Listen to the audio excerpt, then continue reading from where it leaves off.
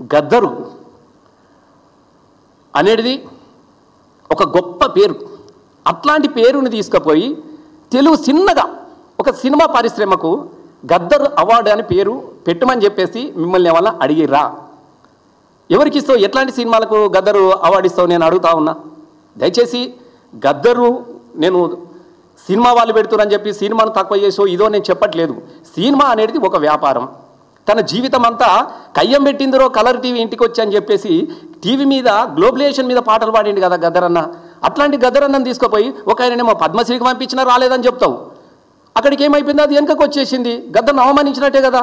ఈ అవమానించింది ఎవరు? పంపిన నువ్వు కాదా అని మేము అడుగుతా ఉన్నాం రేవంత్ రెడ్డిని.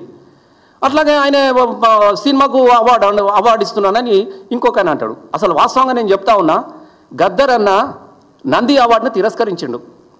మల్లెతీగకు పందిరి పోలే, మస్క చీకటిలో వెన్నెల పోలే, నీ పాదం మీద పుట్టుమచ్చనే చెల్లెమ్మ తో బుట్టు రుణం తీర్చుకుంటేనే చెల్లెమ్మ అని చెప్పేసేసి ఒరే రిక్షాలో గద్దరన్న పాట రాస్తే అప్పుడున్నటువంటి ప్రభుత్వం నీదే, నీ కాంగ్రెస్ ప్రభుత్వంలోనే నంది అవార్డులు గద్దరన్నకిస్తే ఈ అవార్డు ఆయన తిరస్కరించిండు.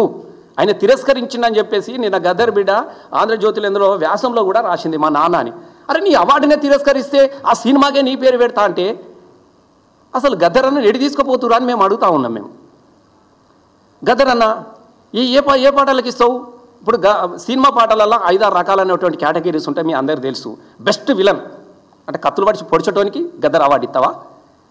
బెస్ట్ క్యారెక్టర్ ఆర్టిస్ట్, దానిలో వాటి క్యారెక్టర్లు ఉంటాయి, డ్యాన్స్ ఉంటాయి. బెస్ట్ కోరియోగ్రాఫ్, దేనికి కిస్ కిస్ కిస్ బెస్ట్ పాటకు బెస్ట్ కోరియోగ్రాఫర్కు గద్దరన్న అవార్డు అని చెప్పేసి ఇస్తావా? లేకపోతే కుర్తి మరచబెట్టి కొట్టుడు కొడితే దానికి ఇస్తావా? అసలు మీకు సోయినదా నేను అడుగుతా ఉన్నా. గద్దరన్న ఏంటిది?